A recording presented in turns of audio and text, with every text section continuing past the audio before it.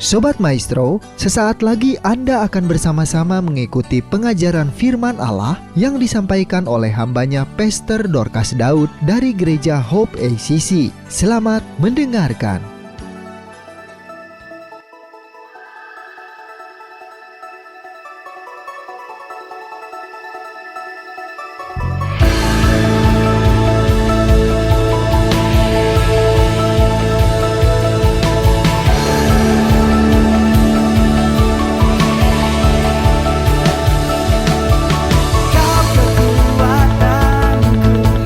Kau sumber pengharapan dan masa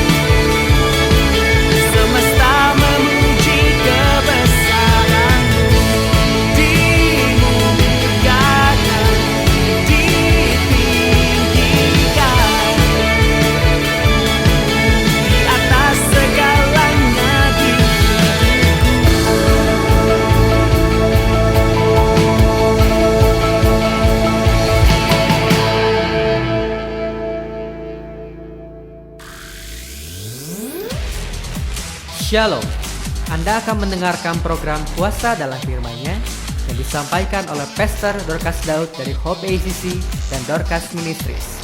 Selamat mendengarkan. Wahyu pasal yang ke-3 ayat yang ke-20 dikatakan di situ, lihat aku berdiri di muka pintu dan mengetok. Jikalau ada orang yang mendengar suaraku dan membukakan pintu, aku akan masuk mendapatkannya dan aku makan bersama-sama dengan dia dan ia bersama-sama dengan aku. Kalimat terakhir ini menunjukkan bahwa dia begitu setia menyertai kita di mana saja. Tapi seringkali saya mendengar keluhan daripada orang-orang Kristen. Bagaimana ketika dia menghadapi satu problem, ketika dia menghadapi satu situasi, satu keadaan, dia berpikir, aduh, kenapa ya Tuhan kok menjauh dari saya? Tuhan apa tahu saya sedang menghadapi problem seperti ini? Tuhan apa tahu dan mendengar jeritan hati saya? Dan masih banyak lagi.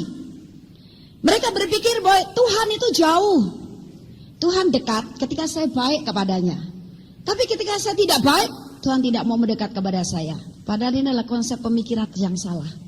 Dalam keadaan Anda sedang baik maupun sedang buruk, Tuhan tetap dengan setia mau mendampingi Anda. Karena di saat-saat engkau juga sedang dalam situasi yang buruk, Tuhan ingin memulihkan engkau. Tuhan ingin mengembalikan kepada posisimu sebagai anak Allah yang sudah dikuduskan oleh darahnya.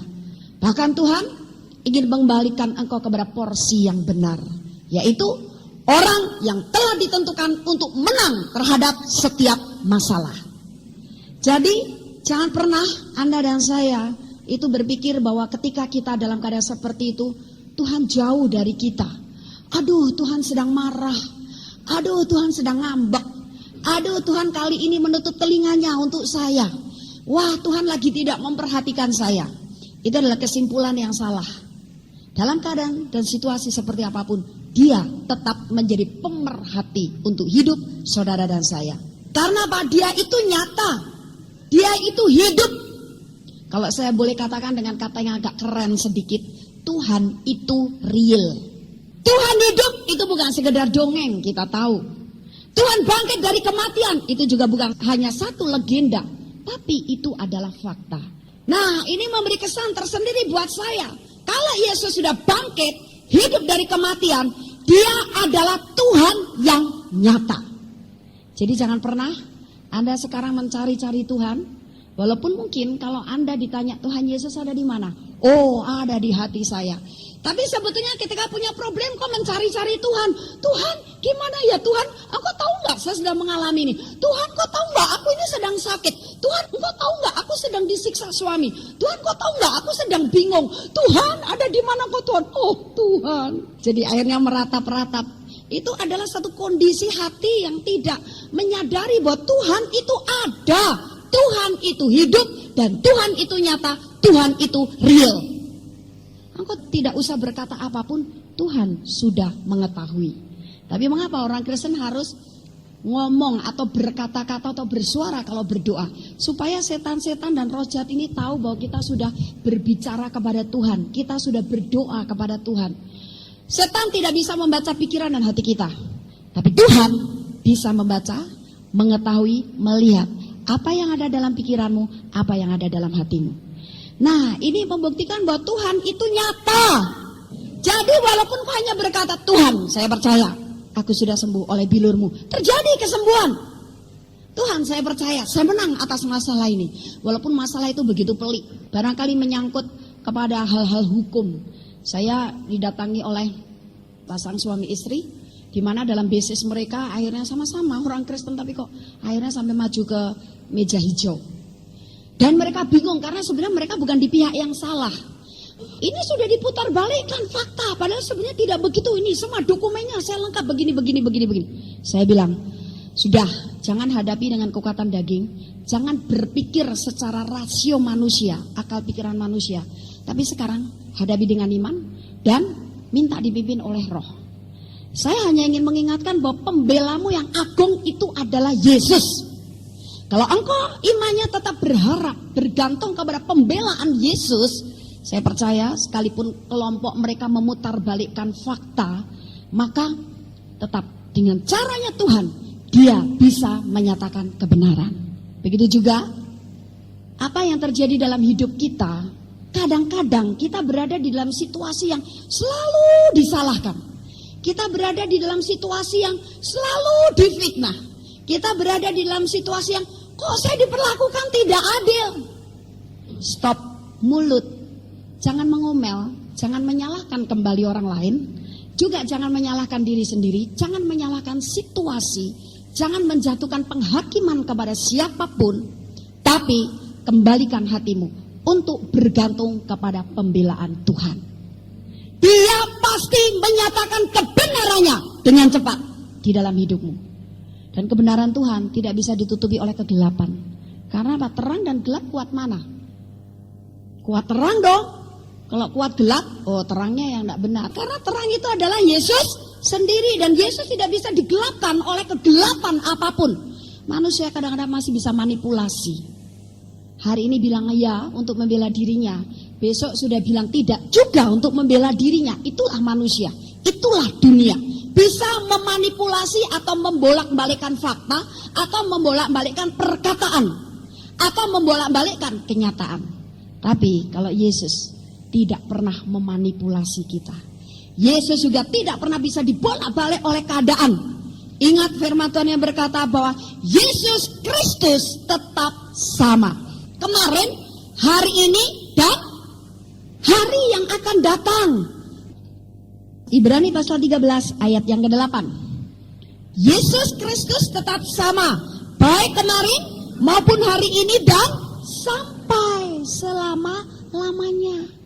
Jadi walaupun ada gejolak apapun di sekitarnya, ada usaha atau kekuatan manusia atau kuasa apapun, kekuatan kuasa apapun akan membolak-balikkan fakta, Yesus tak pernah terpengaruh. Itu sebabnya dia bisa diandalkan untuk menjadi pembela kita yang agung dan yang ajaib. Jangan pernah kau berharap pembelaan daripada manusia. Karena hati manusia kadang-kadang bisa berbulak-balik. Lidahnya saja bisa dolak-dalik. Apalagi hatinya yang tidak terlihat. Jelas-jelas kemarin baru ngomong begitu, sekarang bisa-bisanya ngomongnya balik. Tapi kalau Yesus bukan manusia.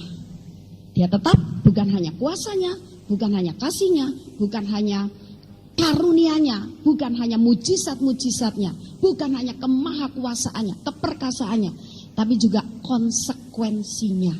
Dia Tuhan yang sangat konsekuen, dia Tuhan yang sangat bertanggung jawab sehingga dia tidak pernah bolak-balik atau bolak-balik. Dia tetap termasuk kesetiaannya.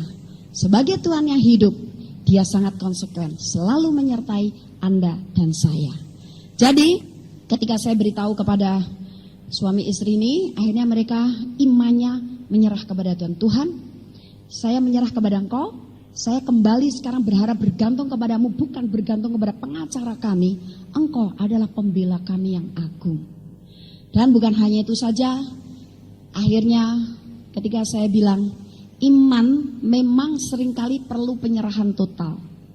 Artinya kalau kita bilang, ya sudah saya berimanlah sama Tuhan, pasti dia selesaikan masalah saya. Saya percayalah sama Tuhan, pasti dia selesaikan masalah saya dan saya keluar sebagai pemenang.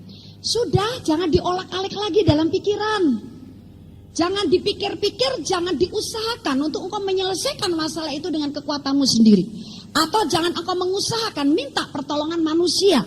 Tapi sekarang sepenuhnya, ketika engkau menyerahkan masalah ini kepada dia, percayalah Tuhan pasti menyelesaikannya.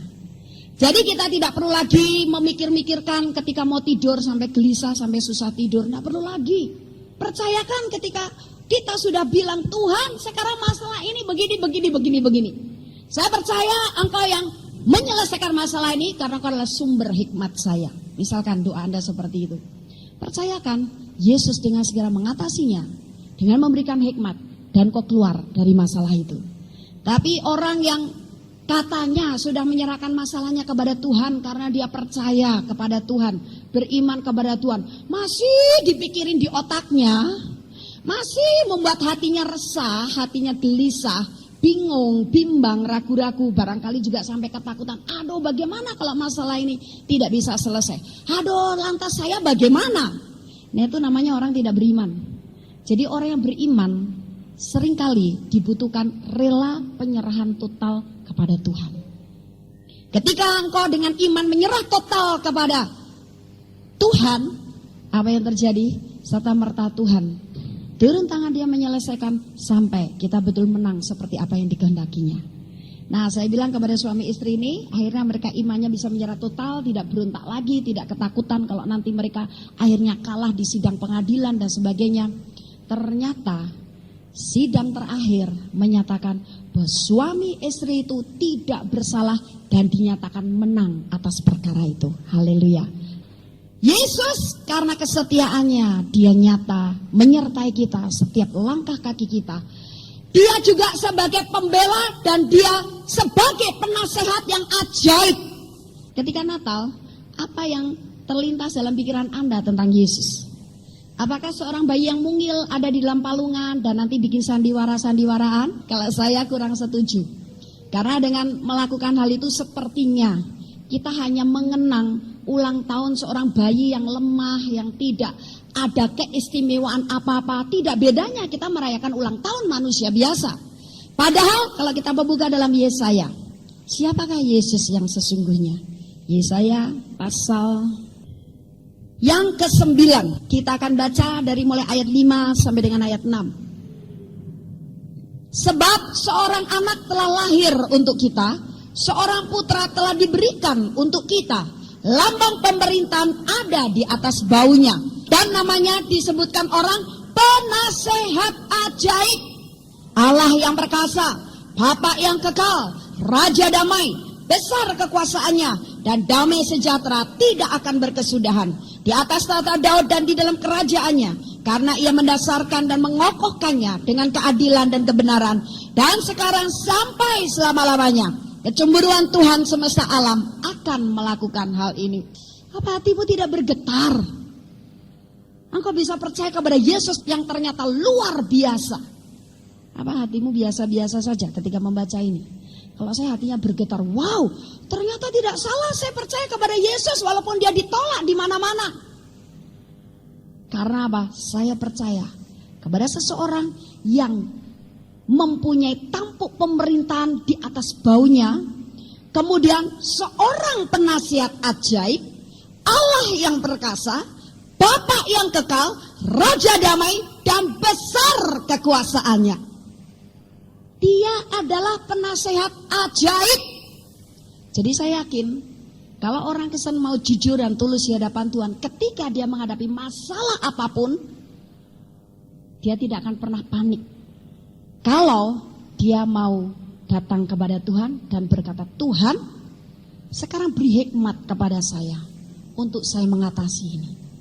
Tapi kalau orang itu sampai mengeluh, waduh saya sampai putus asa nih, nggak tahu jalan keluarnya, tolong dong Pak, tolong dong Bu. Bukan berarti kita tidak boleh minta tolong untuk didoakan dan dilayani. Tapi banyak orang Kristen ketika menghadapi masalah seakan-akan betul-betul masalah itu masalah yang sangat besar sampai dia panik, sampai kelihatannya udah dah dunia hampir berakhir ini. Masalah ini membuat seperti dunia kiamat. Makanya banyak orang Kristen masih bisa stres. Banyak orang Kristen masih bisa panik. Banyak orang Kristen masih bisa frustrasi ketika menghadapi masalah. Karena apa? Dia lupa bahwa Yesus adalah sang penasihat ajaibmu. Bagaimana cara kita minta nasihat kepada dia? Minta hikmat kepada dia. Tuhan kasih hikmat. Nanti dengan kasihnya dia akan menasihati kita. Entah dia menasihati memberikan pikiran yang spontan. Tapi saya perlu beri catatan, pikiran yang spontan yang diberikan ini kalau dari Tuhan, pasti pikiran-pikiran yang sama dengan firman Allah. Kalau seandainya pikiran spontan itu ternyata berlawanan dengan firman Allah, atau tidak sesuai atau tidak sama dengan firman Allah, jangan diterima. Itu pasti adalah pikiran spontan daripada iblis untuk menjerumuskan Anda. Misalkan begini, Anda punya masalah dengan seseorang. Wah, masalah bisnis ini, dan ini bisnis bukan kelas teri, kelas kakap. Saya khotbah di satu kantor yang bergerak di bidang jual beli saham. Jadi Anda bisa bayangkan itu otak orang-orang di situ yang ikut persekutuan adalah orang-orang yang otaknya penuh dengan duit. Dan duitnya ada dolar, ada euro kan gitu. Perkembangan keuangan di dunia nanti jual lagi saham, beli lagi, jual lagi. Otaknya terus ngikutin duit, muter seperti duit. Nah, selesai khotbah, tapi enak sekali khotbah di situ karena mereka menyadari ternyata berat beban mereka. Selesai khotbah, hampir semua yang ikut persekutuan itu datang kepada saya. Mereka minta didoakan. Mereka bilang, "Bu, tolong doakan." Kenapa? Wah, ini ada bisnis kelas kakap supaya dia bisa jadi klien kami yang setia. Dengan keuangannya dia sebut orang-orang yang kaya yang sudah uangnya tuh huruf T depannya bukan M lagi, sudah triliunan. Oke, percaya bahwa di dalam Yesus Kristus berkat surgawi sudah ada dalam Anda, tinggal diklaim aja. Ayo kita berdoa. Nanti datang lagi seorang, "Bu, tolong doakan.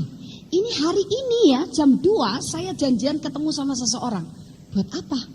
Buat merealisasikan rundingan kami tentang saham. Dia mau tanam saham sekian triliun.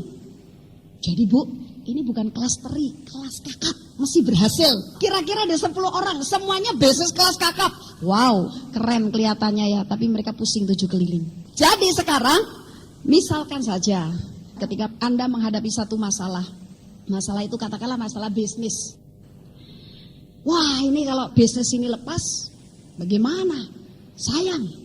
Dan ini, wah kalau bisnis ini berhasil, pasti saya bisalah bantu gereja buat membangun sebuah gedung gereja yang bagus. Nanti gereja tak sumbang 1 bis. Jadi kalau antar jemput jemaat enggak susah.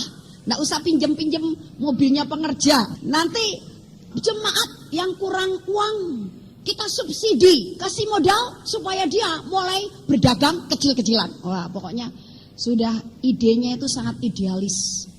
Visinya besar. Tapi ketika dia mulai mau kerja sama dengan seseorang, orang atau teman kerjasamanya ini ternyata tidak jujur. Wah, terjadi masalah. Di mana masalah itu? Engkau sudah berpikir bahwa, waduh ini menyangkut hidup saya ini. Wah, ternyata ini rekan bisnis saya tidak jujur ini. Bagaimana ini? Aduh, saya bakal dimakan sama dia. Aduh, dunia ini hampir kiamat. Hampir berakhir.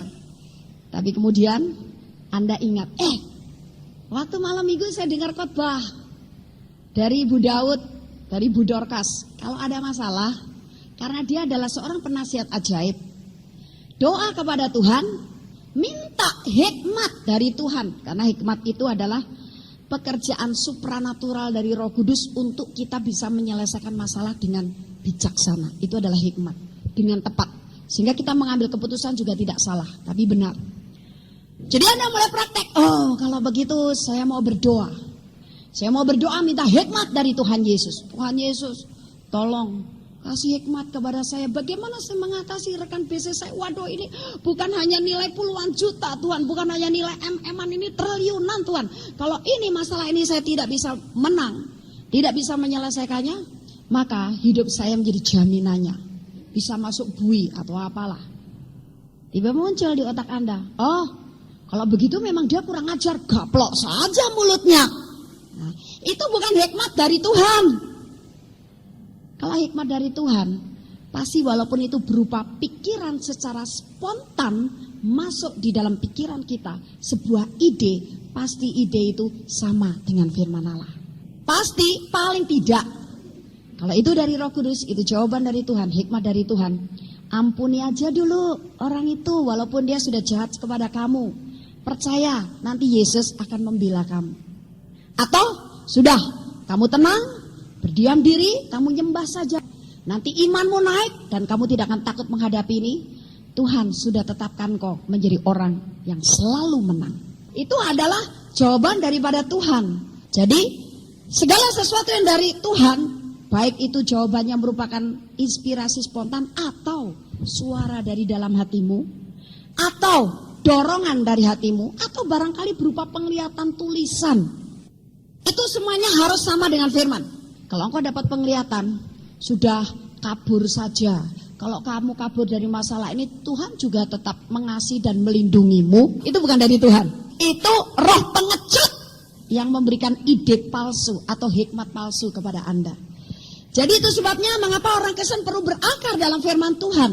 supaya perjalanan alam rohnya itu juga benar, murni.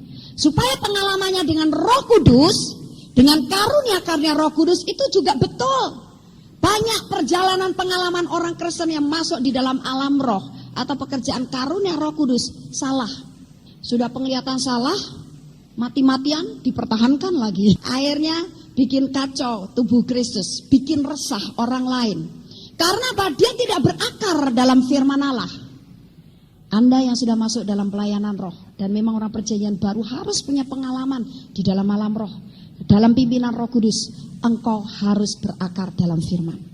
Kalau engkau mengaku engkau sudah diberi karunia Roh Kudus, tapi engkau tidak pernah makan firman, engkau tidak berlandaskan firman Tuhan dalam kehidupanmu, hati-hati. Roh penyesat itu sudah mengintai dan akan membawa engkau pelan-pelan menyesatkan kau masuk kepada alam roh lain. Engkau mendapat penglihatan yang palsu, engkau mendapat penglihatan yang tidak tepat dan tidak benar. Jadi itu sebabnya apa yang dari Tuhan selalu sama dengan firman Allah. Kalau engkau punya masalah dengan suamimu atau dengan istrimu, si suami berdoa kepada Tuhan, Tuhan istri saya loh bawel gini saya capek. Saya sudah ajak dia berdoa sama-sama, enggak pernah mau. Jawabannya, sudahlah, memang istrimu juga sudah agak tua. Itu bukan dari Tuhan. Jadi cari aja yang muda, itu jelas-jelas bukan dari Tuhan. Tapi kalau ampuni istrimu, dia adalah bagian daripada tubuhmu, karena dia diambil dari tulang rusukmu. Dia adalah bagian daripada hidupmu, dan suami itu adalah pelindung bagi istri. Suami itu adalah covering bagi istri. Jadi suami punya tanggung jawab untuk mendidik istrinya. Nanti di hadapan Tuhan, ketika kedapatan istri seorang suami menyerang daripada firman Tuhan, siapa yang dituntut oleh Tuhan? Para suami. Jadi itu sebabnya suami-suami harus hidup benar di matanya Tuhan. Tapi sekarang kalau istri yang terlebih dahulu rohani, istri harus dukung dalam doa supaya suami rohaninya naik sampai dia menjadi covering yang benar di mata Tuhan.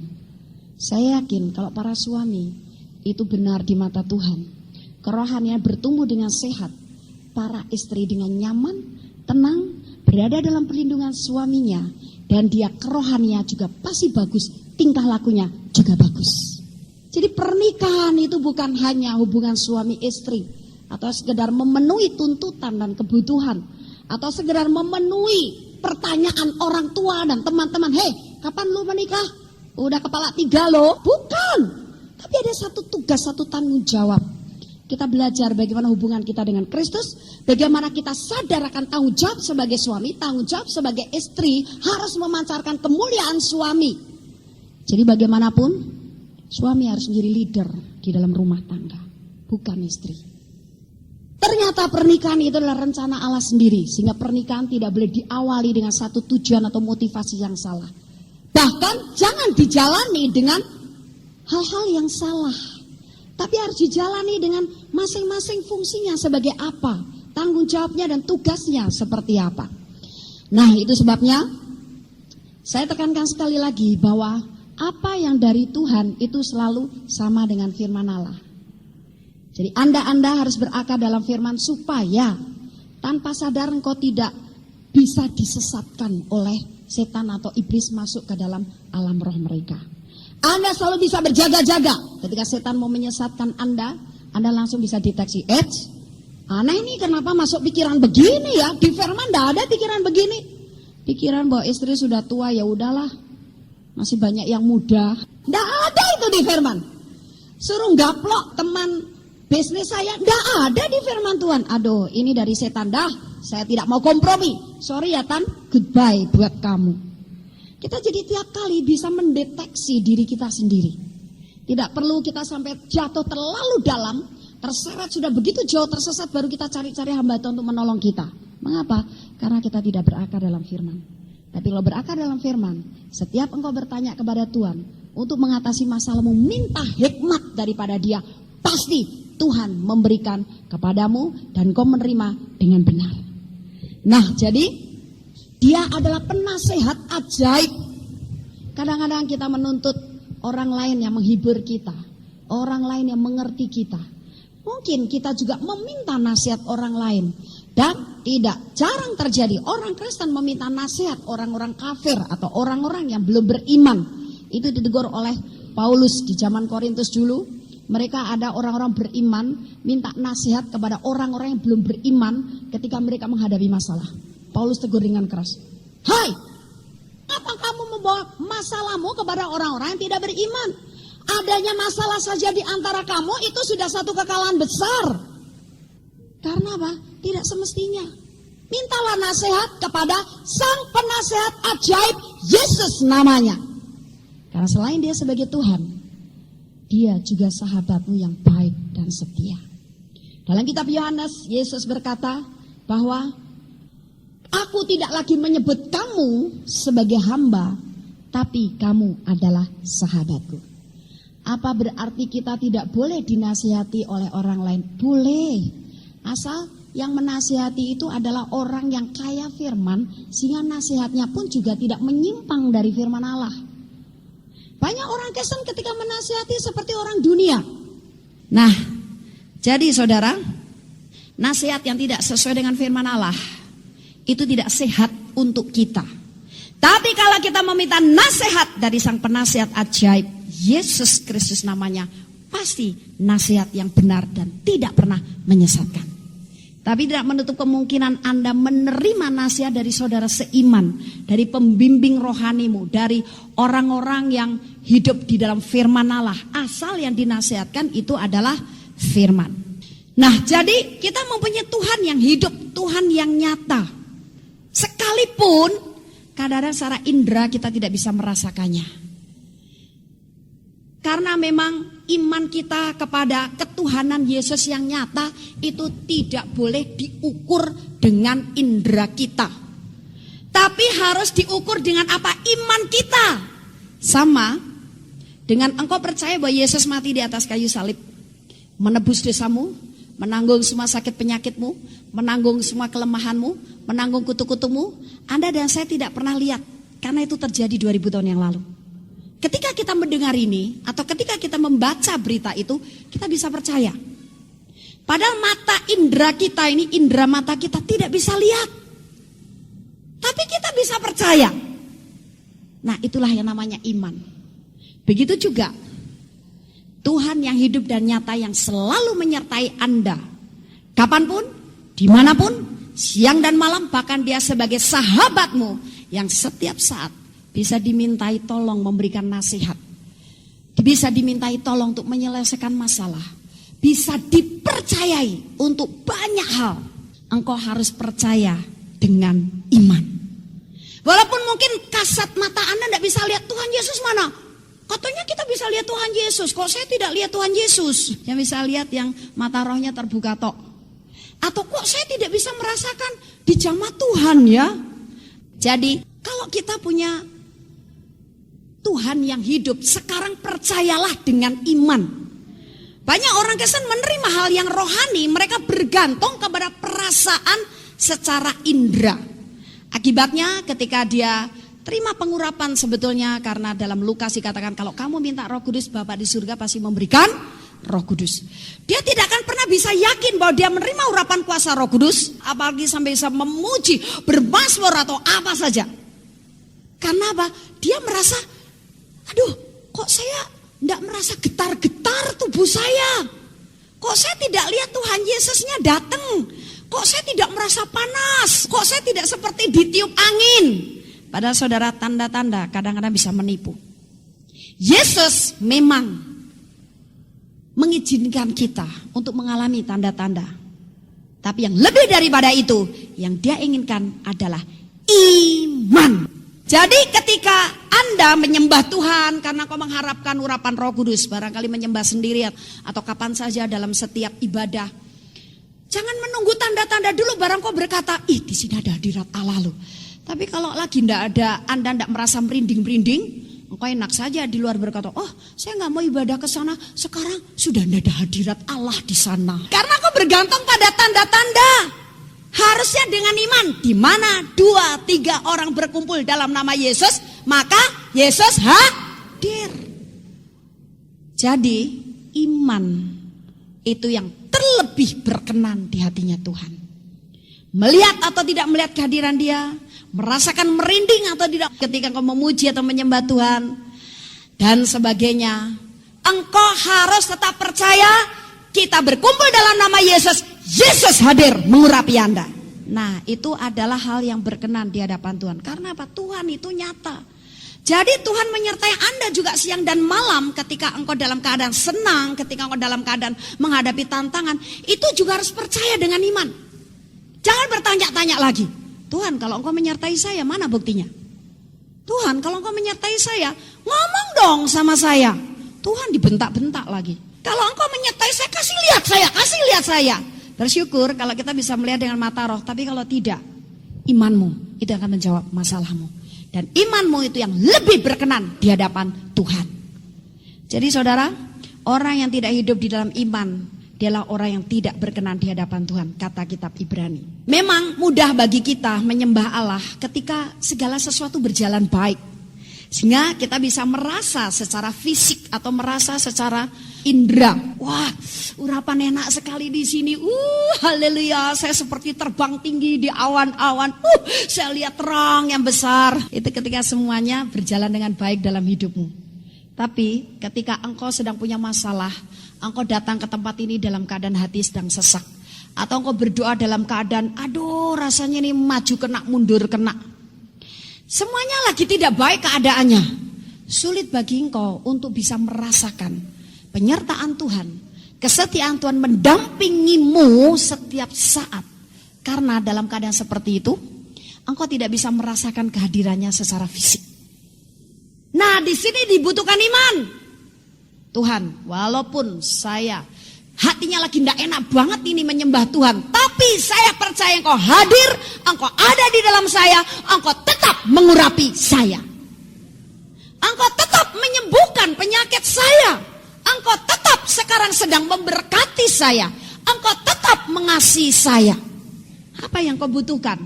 Engkau harus tetap percaya, itu sudah Tuhan lakukan. Tapi bukan berarti orang yang sensitif bisa merasakan merinding-merinding salah dosa. Tapi itu bukan yang utama. Yang utama adalah iman, percaya. Kalau kita berkumpul dalam nama Yesus, Yesus hadir. Kalau Yesus berjanji dalam Wahyu 3 ayat yang ke-20, Dia akan bersama-sama dengan aku dan aku bersama-sama dengan Dia. Berarti Dia menyertai saya setiap saat, di mana saja, dalam kondisi seperti apapun, Dia selalu mendampingi saya. Dia selalu bisa menjawab pertanyaan saya. Karena Dia ada penasihat ajaib. Saya percaya dengan iman. Nah, itu baru kerohanian yang betul. Jadi saudara, kita jangan mengandalkan segala sesuatu berjalan baik baru kita bisa percaya bahwa Dia hadir, Dia ada, Dia setia kepada kita, Dia menyelesaikan masalah kita. Jangan. Tapi percayalah dalam kondisi apapun Dia tetap setia.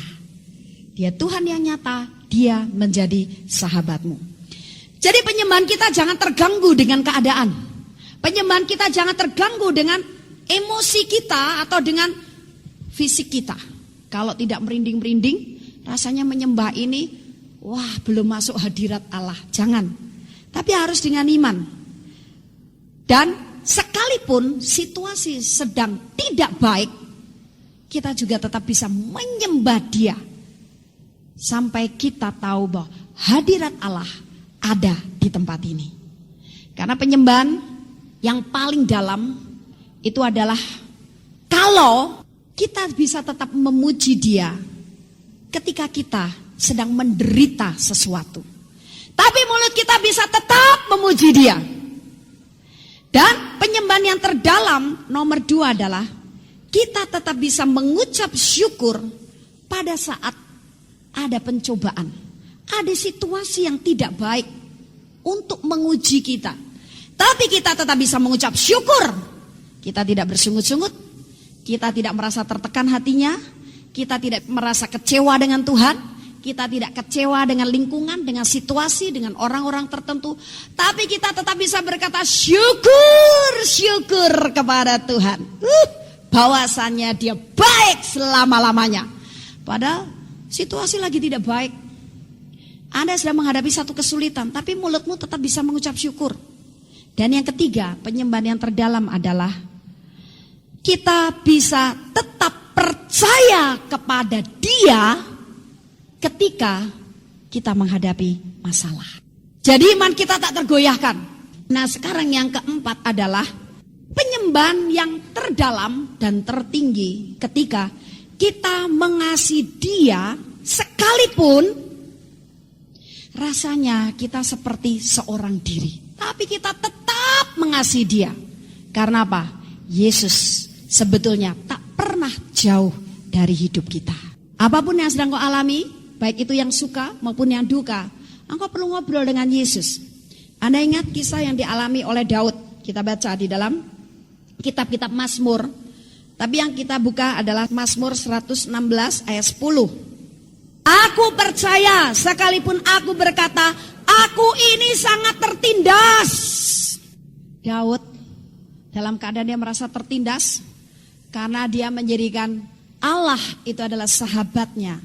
Sehingga Allah juga berkata, aku sudah menemukan seorang yang berkenan di hatiku, yaitu Daud bin Isai.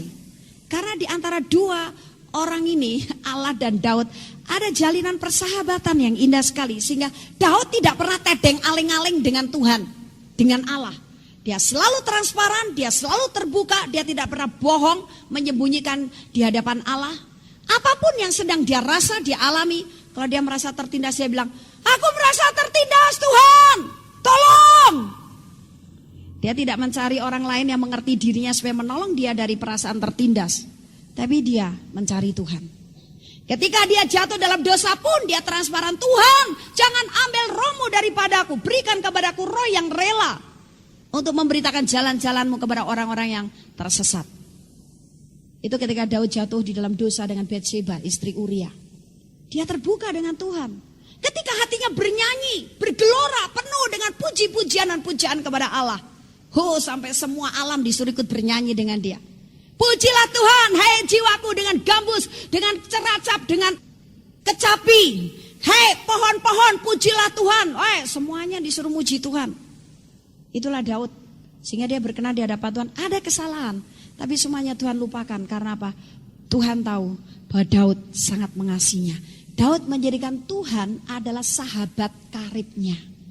Apakah Anda juga menjadikan Tuhan Yesus adalah sahabat karibmu? Kalau dia menjadi sahabatmu, engkau bisa ngobrol dengan dia setiap saat. Dan dua orang bersahabat, selalu akan terjadi pertolongan. Selalu akan terjadi pergaulan, hubungan yang indah dan luar biasa. Amin. Haleluya. Kami percaya Anda pasti diberkati oleh firman Tuhan yang disampaikan oleh Pastor Dorcas Daud STH dari Hope ACC dan Dorcas Ministries. Dan bila Anda memiliki pertanyaan seputar kegiatan pelayanan kami, Anda dapat menghubungi kami di 08 222 703 0006. Sekali lagi di 08 222 703 0006. Sampai jumpa kembali. Tuhan Yesus memberkati.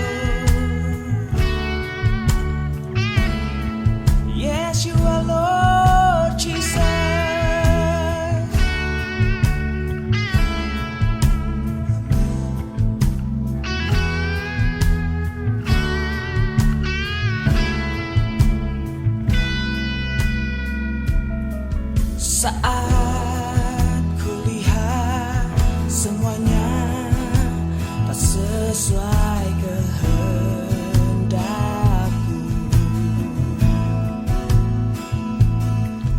namun ku tahu Tuhan sediakan sempurna bagiku.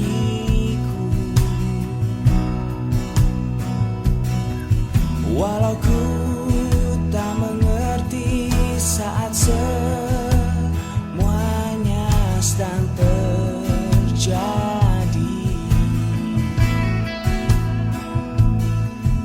Tapi Tuhan ku takkan pernah mengecewakanku.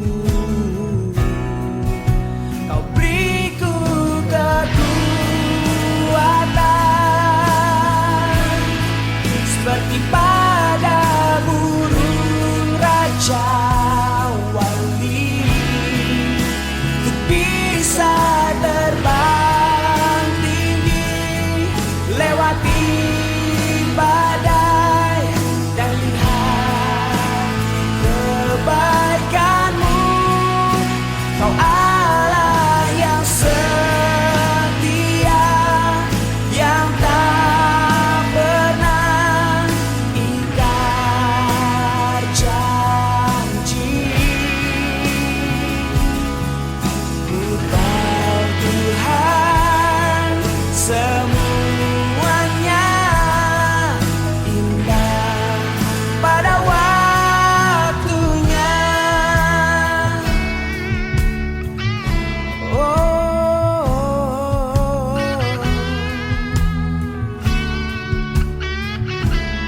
Amin. Saat kulihat semuanya tak sesuai kehendak,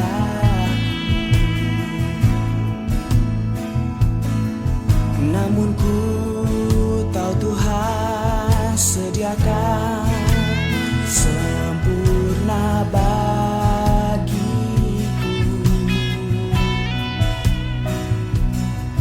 Walau ku tak mengerti saat semuanya sedang terjadi,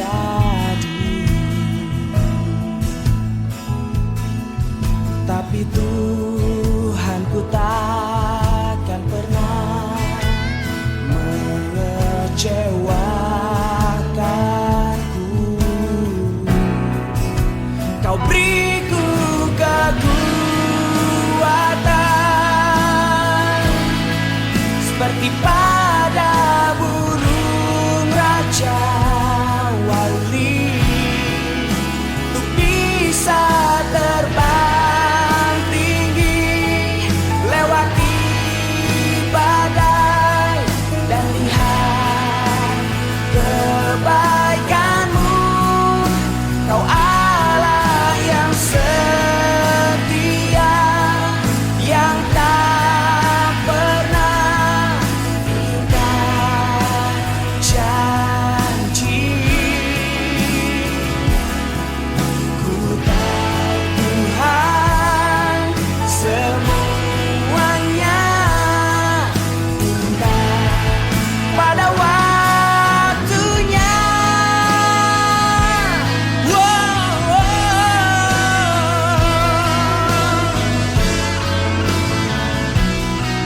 Yeah, yeah, yeah. Yes you are, Jesus.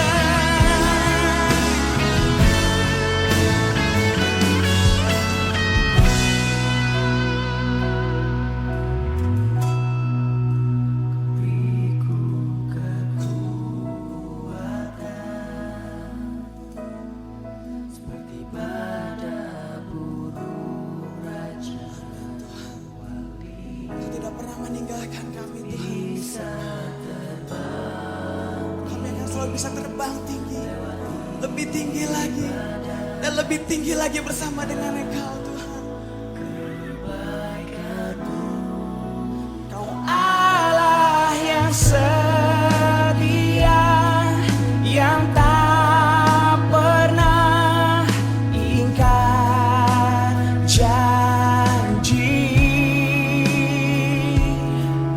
Ku tahu Tuhan semuanya indah pada waktunya.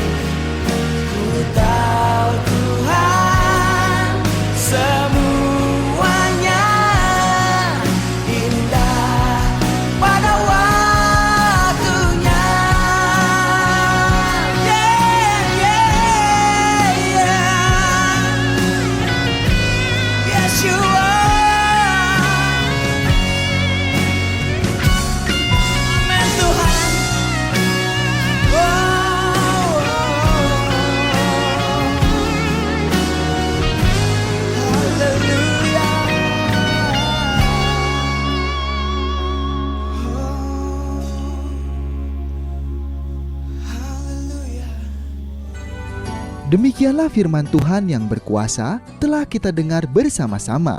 Dan kami percaya Anda sangat diberkati. Bagi yang membutuhkan pertumbuhan iman dan pelayanan lebih lanjut, Anda dapat menghubungi kami dan beribadah bersama dengan kami setiap hari Minggu di Gereja Hope ACC di ACC Center, Jalan Mekar Utama, nomor 31, lantai 3 Kompleks Mekarwangi, Bandung, pada jam 8.30. Ada kebaktian anak-anak pada jam yang sama. Ikuti juga Breakthrough Prayer setiap Jumat jam 18.30. Jika Anda membutuhkan dukungan doa, Anda dapat mengirimkan SMS ke nomor 0822 2703 0006